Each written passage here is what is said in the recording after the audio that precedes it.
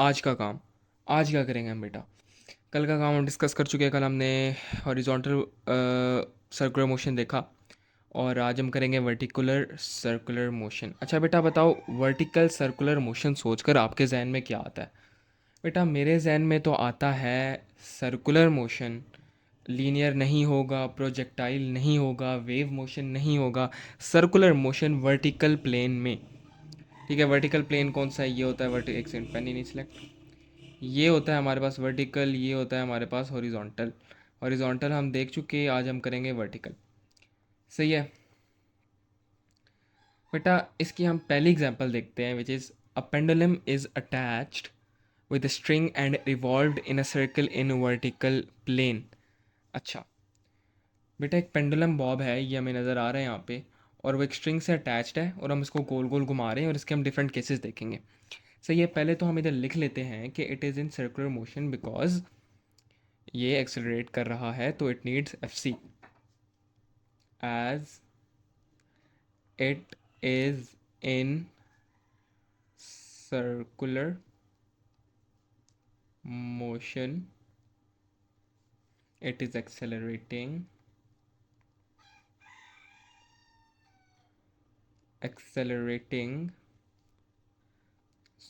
so it requires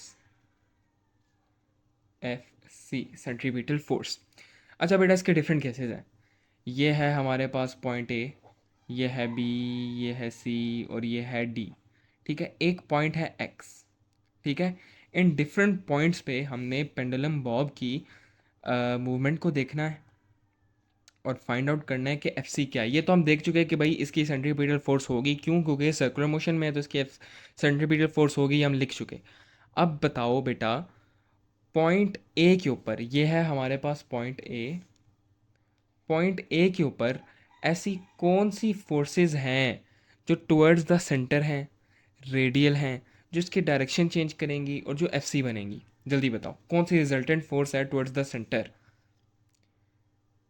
जल्दी बताओ। Yes, लिखी हुई ऑलरेडी, टेंशन एंड वेट। तो हम लिख देते हैं कि रिजल्टेंट फोर्स,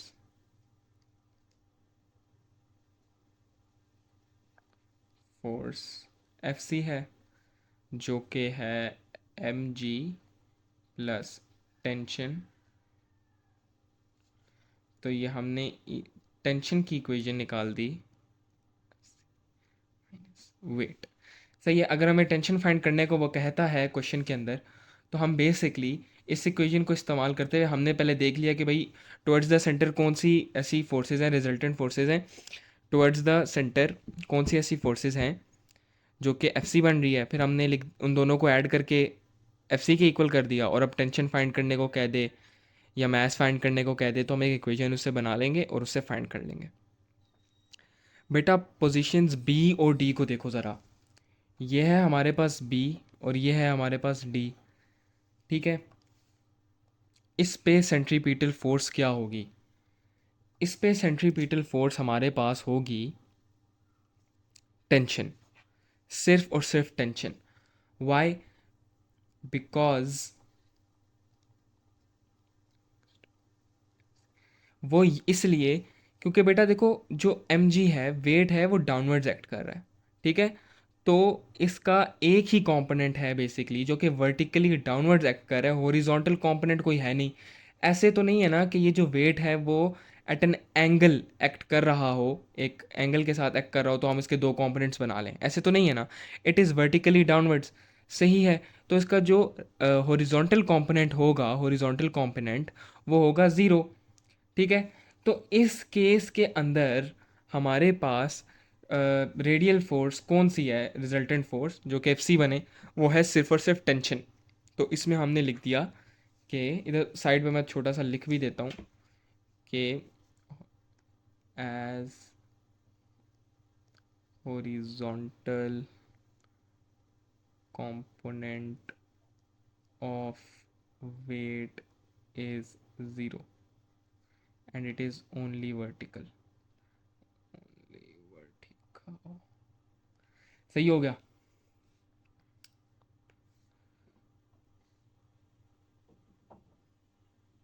अब बारी आ जाती है पोजीशन सी की। सही है बेटा, देखो सी के ऊपर टेंशन हमारी एक्ट कर रही है ऊपर की तरफ, टेंशन एक्ट कर रही है ऊपर की तरफ, वेट एक्ट कर रहा है नीचे की तरफ। ठीक है, ये है बॉल हमारी, ये टेंशन है टुवर्ड्स द फिक्स पॉइंट, ये mg है टुवर्ड्स द अर्थ। तो ऑपोजिट डायरेक्शंस के ऊपर है ये। तो resultant force towards the centre is Fc, ये तो हमें पता है। तो रिजल्टेंट फोर्स इज Fc। अब हम फॉरवर्ड माइनस बैकवर्ड लगा देते हैं। तो tension minus weight is mg, क्यों लिख रहा हूँ बे, Fc is equals to centripetal force. ठीक है, और अगर हमें टेंशन फाइंड करनी है या वो हमें मैथ्स भी फाइंड करवा सकता है क्वेश्चन के अंदर, लेकिन टेंशन फाइंड करनी है तो हम उसकी ये इक्वेशन बना लेंगे, Fc प्लस वेट। सही हो गया। वो इसलिए बेटा कि जो टेंशन है इन केस नंबर सी, वो बेसिकली इसको भी घुमा रहा है हमारे जो पेंडुलम बॉब है, इसको सर्कुलर मोशन में घुमा रहा है, एक्ट कर रहा है एज Fc। और जो वेट है इसको भी मैनेज कर रहा है, इसको भी बैलेंस कर रहा है। ठीक है, वो आगे जाके हम एक क्वेश्चन करते हैं, उसमें डिटेल से देखते हैं, अभी मैंने थोड़ा सा टच कर दिया। सही है।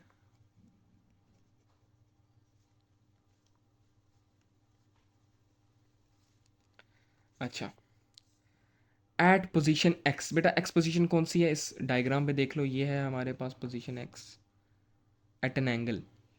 ये तो हमारे पास 0 डिग्री था, फिर 90 डिग्री था, फिर 180 डिग्री था, फिर दोबारा अपना 360 था। ठीक है, 0 और 360, तो वो तो हम देख चुके हैं। ठीक है, लेकिन अब ये एट एन एंगल है। सही है, ये एंगल थीटा बीच में जो है छोटा सा, ओहो शिट, हाँ, ये जो एंगल है ये इस एंगल की बात हो रही है। अच्छा, मुझे लग रहा है मुझे इस वीडियो में बहुत एडिटिंग करनी पड़ेगी।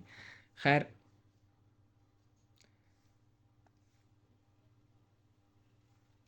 सही। अब हम जाते हैं अपना x के ऊपर। अच्छा बेटा, x एट पोजीशन x, जो हमारे पास टेंशन है वो तो टुवर्ड्स द सेंटर, ये मैंने एक बहुत डार्क कलर चूज़ किया हुआ है for some reason, towards the centre act कर रही है हमारी टेंशन। ठीक है, फिक्स पॉइंट की तरफ है, ये फिक्स पॉइंट है हमारा, फिक्स्ड पॉइंट। सही है, टुवर्ड्स द फिक्स्ड पॉइंट हमारी टेंशन एक्ट कर रही है, और जो हमारा वेट है वो वर्टिकली डाउनवर्ड्स है। सही हो गया। वेट को दोबारा करने की ज़रूरत है या नहीं, चलो ऐसे मार्क कर देता हूँ, ये हमारा वेट है जो अर्थ की तरफ वर्टिकल डाउनवर्ड्स है। सही हो गया।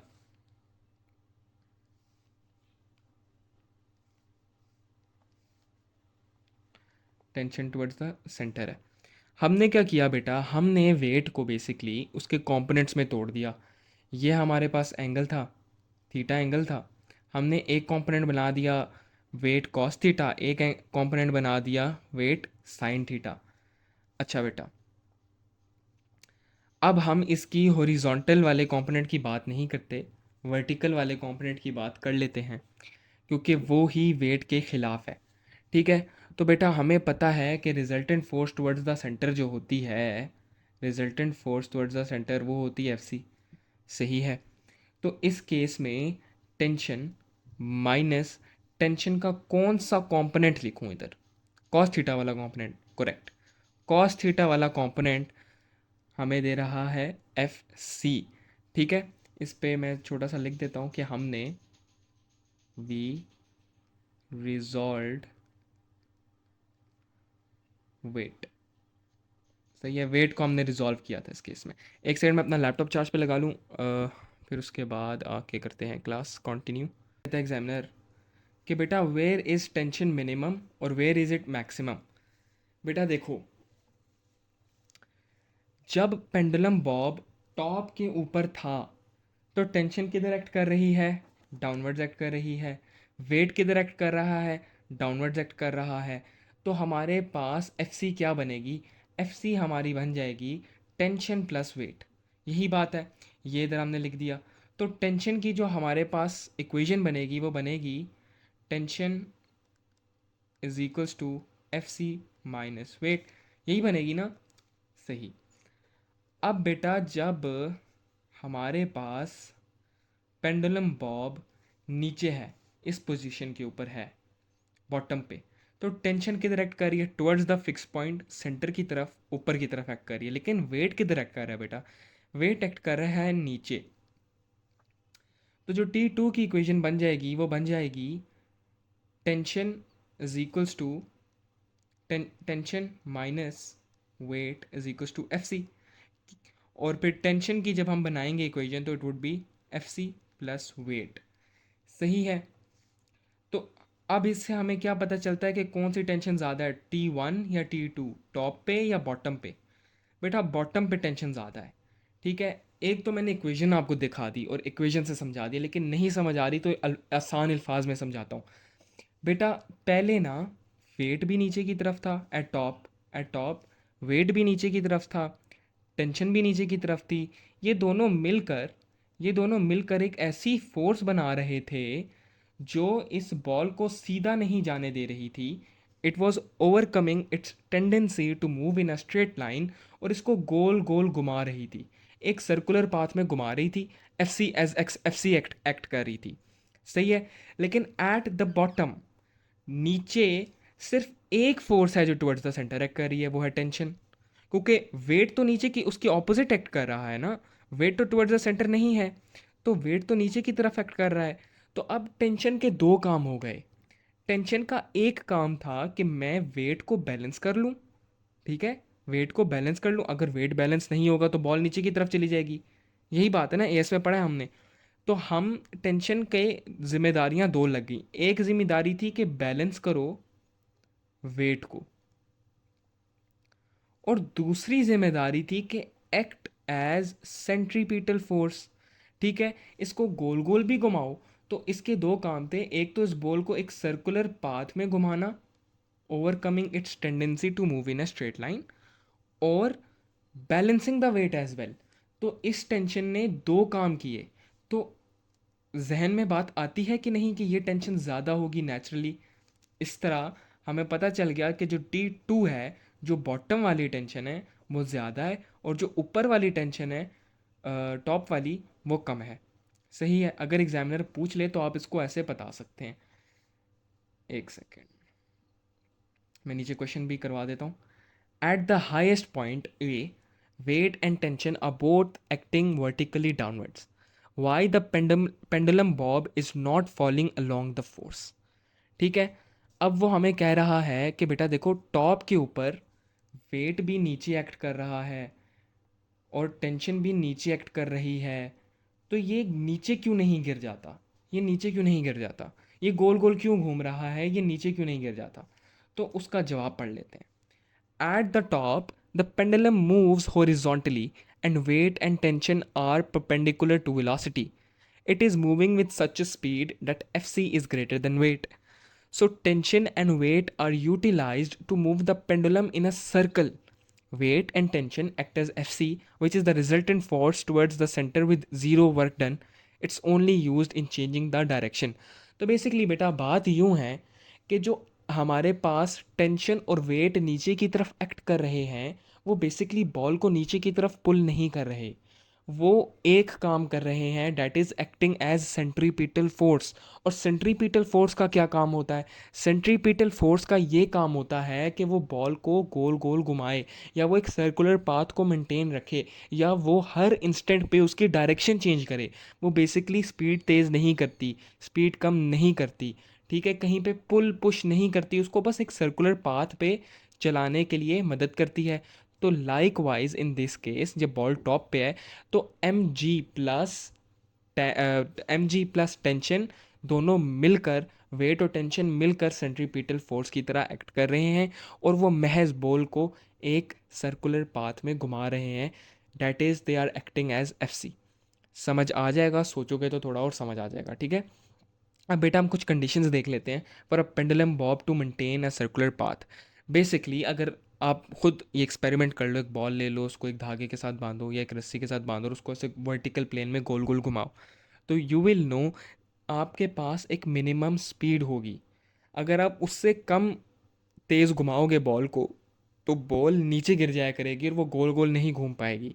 ठीक है, तो हमने एक मिनिमम स्पीड होगी, उससे तेज़ घुमाना है बॉल को ताकि बॉल एक सर्कुलर पाथ मेंटेन कर सके। तो उसका हम एक फार्मूला भी निकाल लेते हैं कि there should be a minimum value of speed so that all the weight should be utilised to change the direction of motion. If Fc is equal or greater than weight, the body falls. As इससे पहले कि Fc body को घुमाए, the weight acts and the body falls. तो बेटा लिखा हुआ ये है कि अगर आप एक सर्टेन स्पीड से आहिस्ता आहिस्ता बॉल को घुमा रहे हैं तो बॉल नीचे गिर जाएगी। क्यों? कि इससे पहले वो गोल गोल घूमना शुरू करती ही है, वेट एक्ट कर जाएगा और उसको नीचे की तरफ गिरा देगा। तो हम सबसे पहले मिनिमम स्पीड फाइंड कर लेते हैं जो कि रिक्वायर्ड होती है एक बॉल को या एक बॉडी को सर्कुलर पाथ पे घुमाने के लिए। तो F C is greater than और इक्वल टू वेट। सही है, क्योंकि अगर वेट से कम हो गया, centripetal force is less than weight, तो फिर अल्टीमेटली क्या होगा, बॉल नीचे गिर जाएगी। क्यों? क्योंकि weight will overcome F C. ठीक है, और वो उसको गोल गोल नहीं घुमा पाएगी क्योंकि एफ सी का तो काम ही है ना कि उसको गोल गोल घुमाए। तो अगर वेट ज़्यादा हो गया तो it will overcome F C और वो अल्टीमेटली नीचे गिर जाएगी।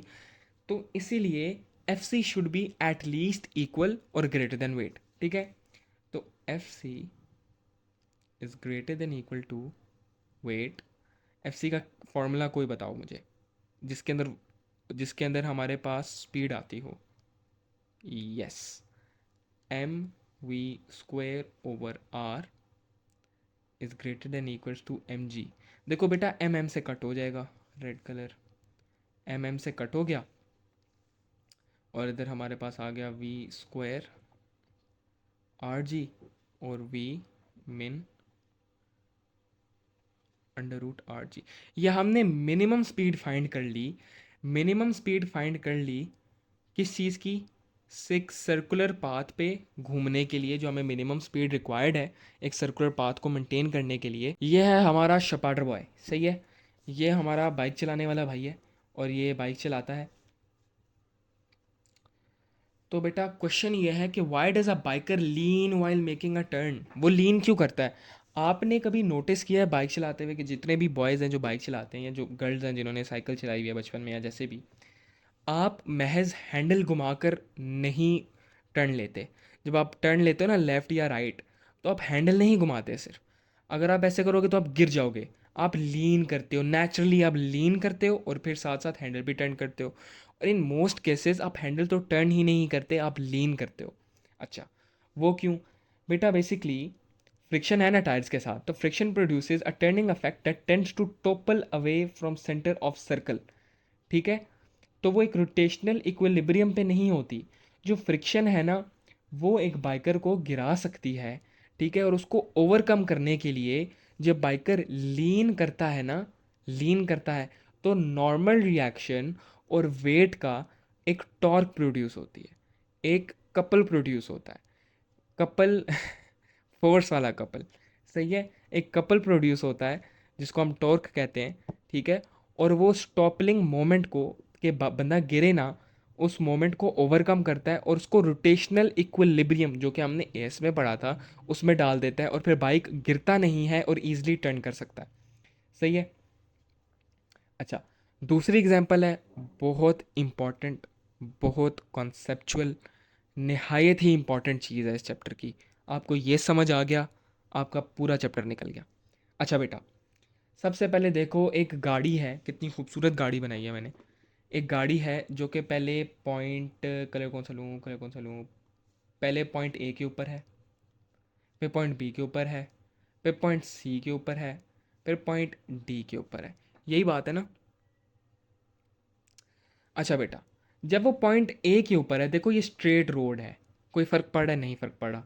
जब वो सी के ऊपर है, कोई फ़र्क पड़ रहा है? नहीं फ़र्क पड़ा। जब वो बी और डी के ऊपर है तो notice it is in circular motion.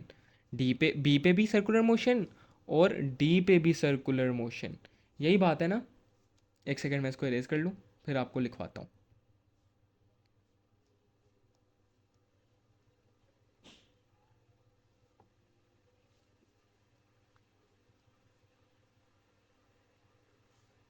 अच्छा,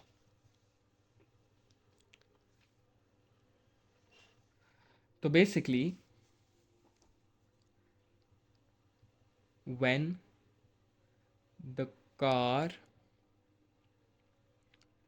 is at B and D,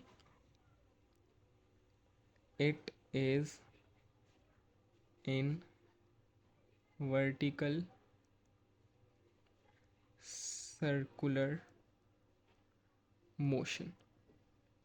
अच्छा बेटा, एट ए और एट सी, इसके भी हमने चार केसेस बनाए और उनको देखा। अच्छा बेटा, at position A and position C जो हमारी गाड़ी है वो सर्कुलर मोशन पे नहीं है और वर्टिकल इक्विलिब्रियम पे है। ठीक है, ना तो गाड़ी ऊपर की तरफ जाएगी ना तो गाड़ी नीचे की तरफ जाएगी, लेकिन सुकून से रोड पे चलती जाएगी। क्यों?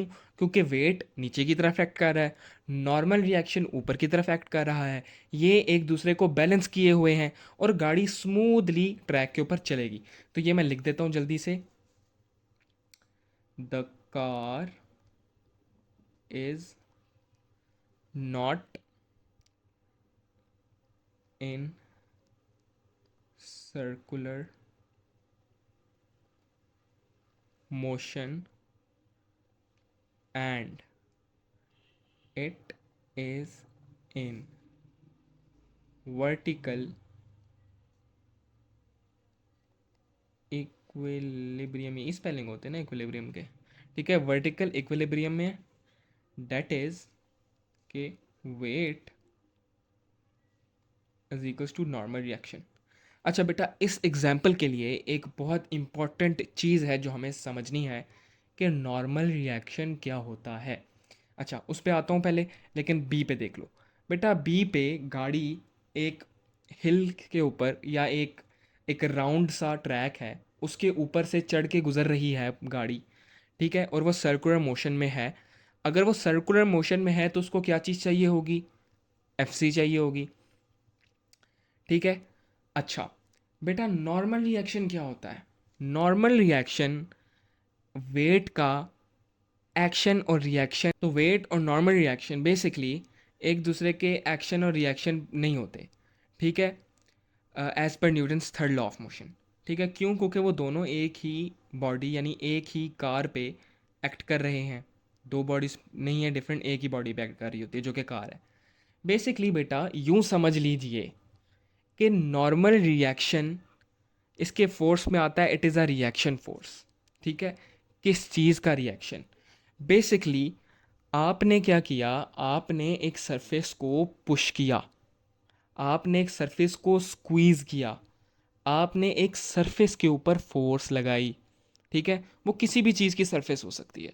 वो हो सकता है टेबल हो सकता है, रोड हो सकती है, अर्थ हो सकती है। आपने किसी भी चीज़ पर फोर्स लगाई, उस किसी भी सरफेस को अपने पुश किया, स्क्वीज़ किया, स्क्वीज़ करने की कोशिश की। फोर्स लगाने का यही मतलब है ना कि आपने उसको स्क्वीज़ किया, तो उसके रिएक्शन में एक फोर्स होती है जो वो सरफेस उस बॉडी के ऊपर लगाती है, इस रिएक्शन में कि उसने उस पर फोर्स लगाई होती है, उसको स्क्वीज़ करने की कोशिश की होती है। सो बेसिकली जो गाड़ी है, it is on a surface, it is on a road. ठीक है, तो ये रोड के ऊपर एक फोर्स लगाती है, एक पुश करती है, रोड को पुश करती है डाउनवर्ड्स। बेसिकली ये देखो, पेन किधर चला गया यार। अच्छा, ये गाड़ी है और गाड़ी का वेट है 10 न्यूटन्स। सही है, तो इसका ये मतलब हुआ कि इसने रोड के ऊपर, ये जो रोड है, इस रोड के ऊपर 10 न्यूटन्स की फोर्स लगाई, 10 न्यूटन्स पुश किया इसने, इस बॉडी ने, इस कार ने 10 न्यूटन्स पुश किया इस सरफेस को, और इन रिटर्न, इन रिएक्शन, इस सरफेस ने इस गाड़ी के ऊपर, इस बॉडी के ऊपर रिएक्शन में 10 न्यूटन्स का पुश दे दिया। ठीक है, जो कि नॉर्मल रिएक्शन कहला गया।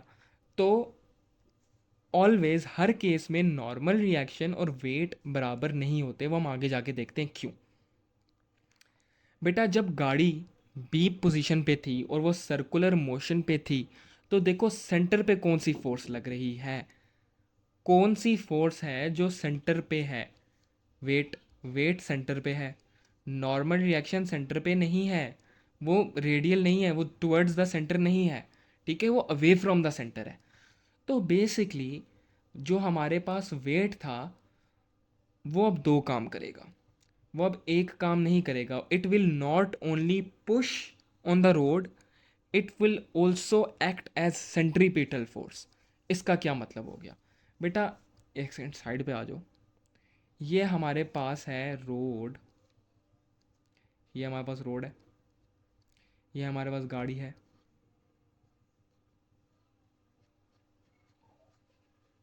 अच्छा, ये हमारे पास गाड़ी है। तो बेटा पहले ये इसको 10 न्यूटन से पुश कर रहा था, ये पुश बैक कर रही थी 10 न्यूटन से, ठीक है, पुश वेट थी और नॉर्मल रिएक्शन पुश बैक था हमारा, ठीक है। लेकिन अब ये सर्कुलर मोशन पे है, तो जो वेट है ना, उसके दो काम हो गए, वेट के अब दो कंपोनेंट्स हो गए, दो काम हो गए। एक काम है कि उसने गाड़ी को सर्कल में घुमाना है, एक सर्कुलर पाथ में मेंटेन करना है, इसको सेंट्रीपिटल फोर्स प्रोवाइड करना है, प्रोवाइड्स एफसी। और दूसरा काम है it is also pushing the earth, pushing the earth या रोड, पुशिंग अर्थ स्लैश रोड। तो बेसिकली जब एक फ्लैट सरफेस थी तो वेट था 10 न्यूटन्स, और 10 के 10 न्यूटन एक ही काम कर रहे थे, that is pushing the road, ठीक है। और उसके रिएक्शन में 10 न्यूटन्स का एक पुश बैक मिल रहा था, यही बात है ना। लेकिन अब गाड़ी ने सिर्फ पुश नहीं करना ना, गाड़ी अब पुश नहीं करेगी सिर्फ, गाड़ी अब बेसिकली एफ सी भी प्रो गाड़ी का वेट एफ सी भी प्रोवाइड करेगा। तो यूँ समझ लो कि वेट में से जो कि 10 न्यूटन्स था, 2 न्यूटन्स इस्तेमाल हो गया as F C, as F C. और जो रिमेनिंग के 8 न्यूटन्स थे, 8 newtons they push the earth, pushes the road. तो अब गाड़ी ने पुश ही 8 न्यूटन से किया है, तो जो पुश बैक होगा, push back of earth, push back of road, या किसी भी सरफेस का जो पुश बैक होता है ना, वो नॉर्मल रिएक्शन होता है। तो वो पुश बैक कितना होना चाहिए, 10 न्यूटन्स तो नहीं होगा, 8 न्यूटन्स होना चाहिए ना। उसकी रीज़न क्या है, उसकी रीज़न ये है कि जो 10 न्यूटन्स था वो अब दो हिस्सों में डिवाइड हो गया। एक हिस्से ने इसको सेंट्रीपिटल फोर्स दे दी जो कि 2 न्यूटन्स है, और सिर्फ एक हिस्से ने 10 न्यूटन्स ने रोड को पुश किया। तो जो पुश बैक था, जो कि नॉर्मल रिएक्शन था, वो कितना होना चाहिए, 8 न्यूटन्स। तो बेसिकली जब हम टॉप पे होते हैं, एक पहाड़ी पे होते हैं और एक सर्कुलर मोशन पे होते हैं, तो वी फील लाइटर, हमें लगता है कि हमारा वज़न कम हो चुका है। उसकी रीज़न ये है कि some of the weight is now being utilised as centripetal force. तो जब वो सेंट्रीपिटल फोर्स प्रोवाइड कर रही होगी, तो जो पुश ऑन रोड होगा, पुश ऑन अर्थ होगी, वो कम होगी। Likewise the push back will be same, तो पुश बैक भी कम होगा, that's why we feel lighter. अब इसका एक क्वेश्चन लिखते हैं और इसको नोट करते हैं, ताकि जब आप नोट्स पढ़ें तो आपके ये जहन में आ सके। एक से मैं इसको रेज कर लूँ पहले।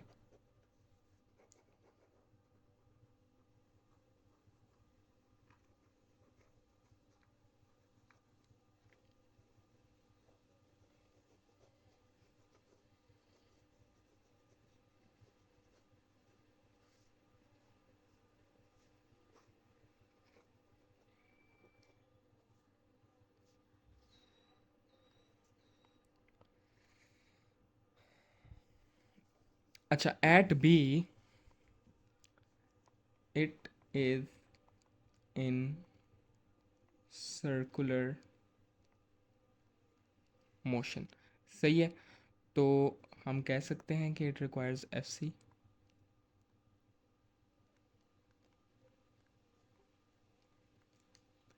सो वेट वेट वेट नहीं, so some part of weight, weight का थोड़ा सा हिस्सा इस्तेमाल होगा ना, so some part of wait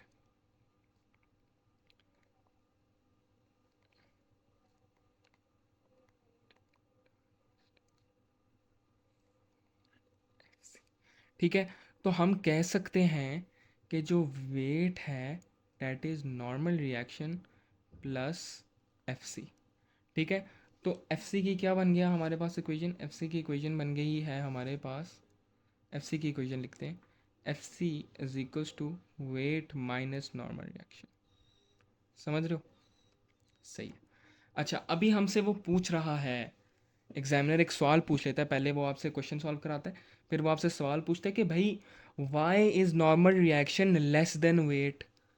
हैं, क्योंकि बच्चे तो समझ रहे थे, क्योंकि हम यूं ही समझ रहे होते हैं, छोटी क्लास में ऐसे ही सिखा देते हैं टीचर्स, लाइक जल्दी में सच नहीं गौर करते, और सही से बच्चे को पता नहीं होता कि नॉर्मल रिएक्शन क्या होता है, और हमेशा यही समझ रहे होते हैं कि वेट के इक्वल होता है नॉर्मल रिएक्शन।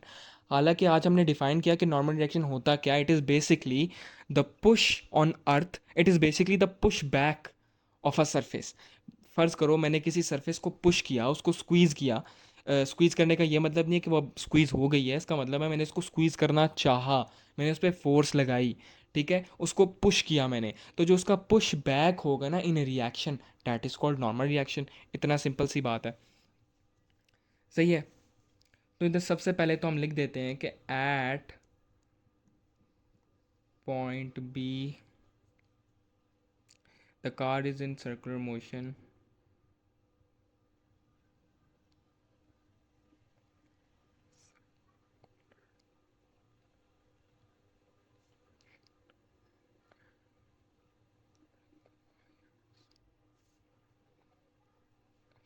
सही हो गया। अब मैं बेसिकली वही कहानी, वही दास्तान जो मैंने आपको इतनी देर से समझा रहा था, उसको इधर लिखने वाला हूँ। The weight of the car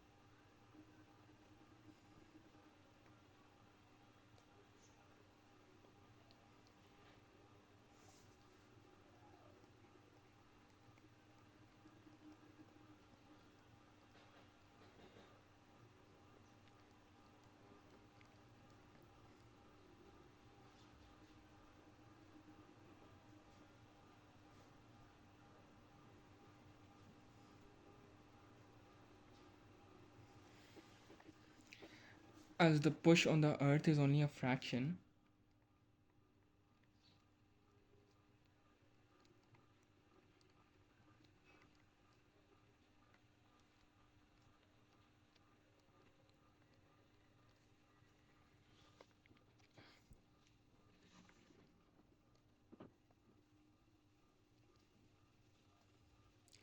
therefore the pushback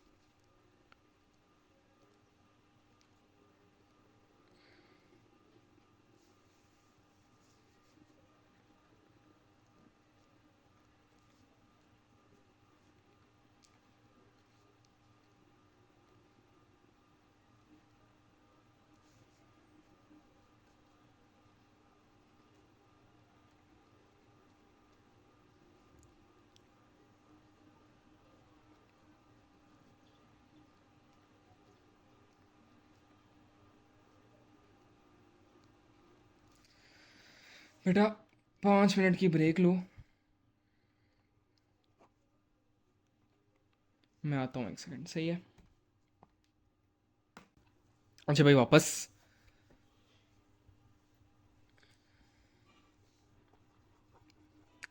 अच्छा तो the weight of the car is used to provide the required centripetal force to keep the car in circular motion.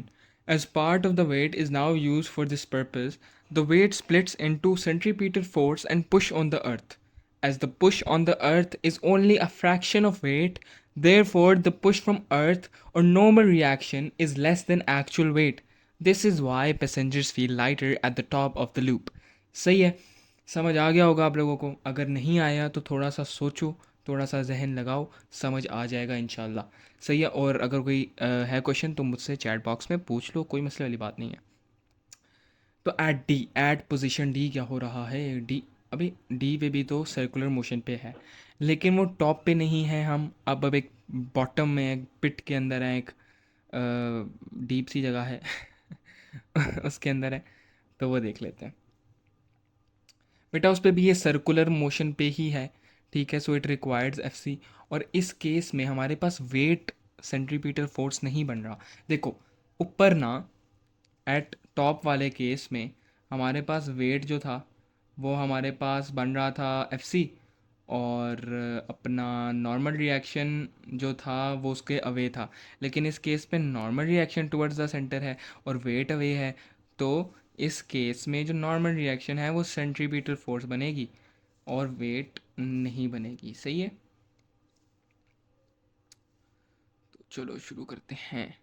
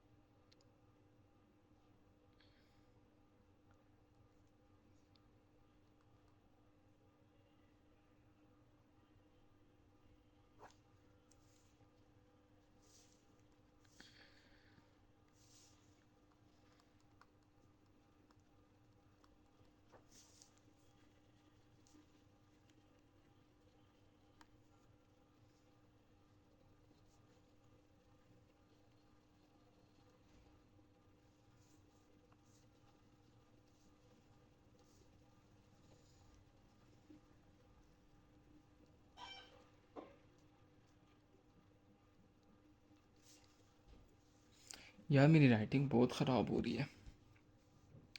अच्छा बेटा, इस केस के अंदर ना हमारे पास नॉर्मल रिएक्शन ज़्यादा होगा वेट से। उसकी वजह क्या है?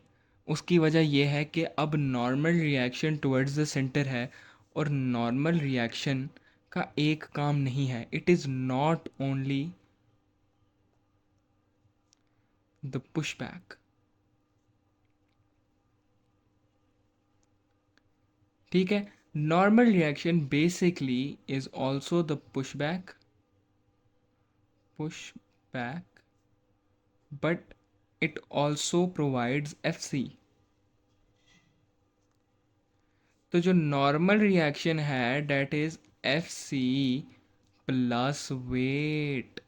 सही है, तो इसलिए normal reaction is greater than weight. सही है, और इसके अंदर the passengers will feel heavier for the same reason, क्योंकि एक्चुअल वेट से ज़्यादा है नॉर्मल रिएक्शन। ठीक है, तो push back is way more greater than, अच्छा वे मोर तो नहीं, normal reaction is greater then their actual wait.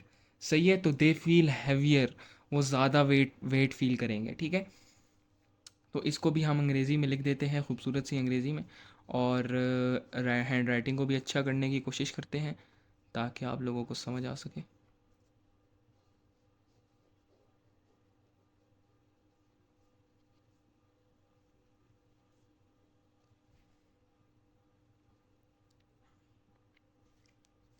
अच्छा भाई,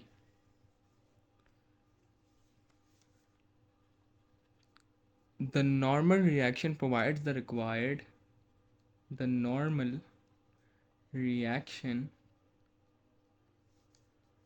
provides provides the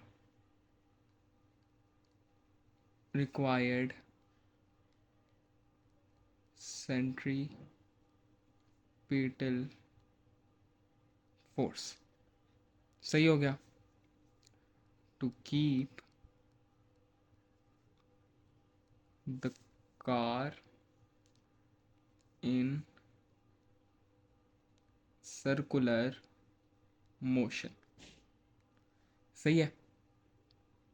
It is greater than the weight. It is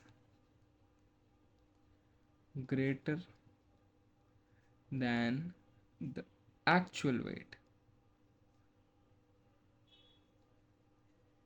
Actual weight. सही है. As it has to counteract gravity. सही है. It has to push back. It has to counteract the gravity by pushing back. By pushing back the weight. सही है. And also provide the FC. And also provide the required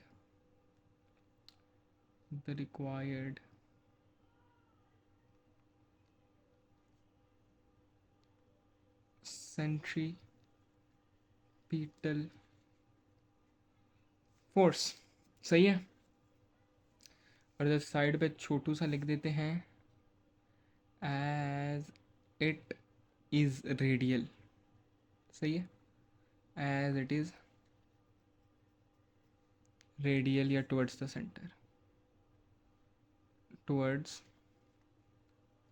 the center. सही है. और ये थोड़ा सा लंबा point है. therefore the passengers. यार hand writing. the passengers feel heavier. Basically ना मैं तुम लोगों को बोर नहीं करना चाह रहा होता ना लिखने से. मैं लिख रहा होता हूँ साथ पढ़ रहा होता हूँ तो वो काफ़ी बोरिंग हो जाता है ना. तो मैं कोशिश करता हूँ तेज़ तेज़ लिखूँ. तो तेज़ तेज़ लिखने के चक्कर में हैंड राइटिंग बहुत ख़राब हो जाती है. हैवियर बिकॉज द प्लस ये छुट्टियों के बाद मेरी तीसरी क्लास है ना, तो फिर नेचुरली बोर्ड के ऊपर राइटिंग इतनी अच्छी नहीं हुई होती. The normal force. The force they perceive as their weight is greater than their actual weight.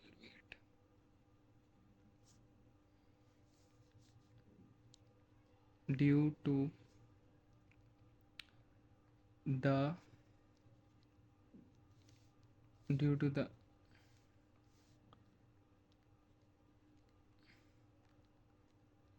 additional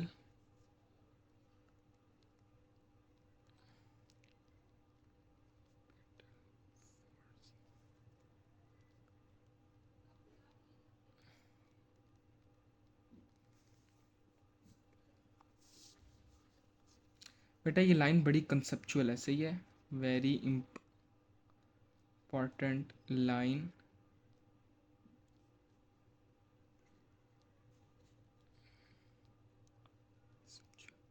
बहुत कॉन्सेप्चुअल है. अमूमन टीचर्स नहीं इतना एक्सप्लेन कर रहे होते, लेकिन मैंने काफ़ी कुछ एक्सप्लेन कर दिया है. बिल्कुल बेसिक से बताया है कि भाई नॉर्मल रिएक्शन क्या होता है. आज मुझे ए लेवल्स के बच्चों को ये बताना पड़ रहा है कि नॉर्मल रिएक्शन शय क्या होती है. तो नॉर्मल रिएक्शन आपको बता दी है और बेस से लेकर एंड तक आपको बता दिया कि भाई ये क्या सीन हो रहा है और क्यों हो रहा है, कैसे हो रहा है. तो खुशखबरी कि ये आखिरी क्लास थी हमारी सर्कुलर मोशन की। अल्हम्दुलिल्लाह हमारा चैप्टर हो चुका है ख़त्म। ख़त्म शुद अल्हम्दुलिल्लाह। सही है। अब सारे अल्लाह का शुक्र अदा करो। ठीक है, फिन होगी ये क्लास हमारी। अब अगली क्लास होगी हमारी इंशाअल्लाह। जैसा कि मैंने आपको बताया इसके बहुत कम हैं क्वेश्चंस, तो हम अगला करेंगे ग्रेविटेशन, और ग्रेविटेशन के साथ ही हम एक दफ़ा पास पेपर्स करेंगे, उसमें सर्कुलर मोशन और ग्रेविटेशन दोनों होगा, तो साथ ही प्रैक्टिस कर लेंगे। इसके बीच में मैंने थोड़े से क्वेश्चंस करवाए हैं, वो आप कर लें दोबारा से, और जो याद करने वाली चीज़ें हैं इसको अच्छे से याद कर लें। बाकी अगली, बल्कि क्वेश्चन तो मैंने पढ़ा ही नहीं। अच्छा, the normal reaction provides the required centripetal force to keep the car in circular motion. It is greater than the actual weight as it has to counteract gravity by pushing back the weight and also provide the required centripetal force. Therefore, the passengers feel heavier because the normal force, the force that they perceive as their weight, is greater than their actual weight due to the additional centripetal force required. सही है। तो I hope इंशाल्लाह ये आपको समझ आ रहा होगा। सही है, समझ आ गया होगा। अगर नहीं समझ आया तो ये उन बच्चों के लिए कह रहा हूँ जो वीडियोस लेक्चर देख रहे हैं। सही है, तो आप सोचेंगे थोड़ा सा इस बारे में, गौर व फिक्र करेंगे तो आपको समझ आ जाएगा। नहीं तो इसको एक दफ़ा दोबारा रीकैप कर लें, ऐसे प्ले बैक कर लें ना, तो आपको समझ आ जाएगा।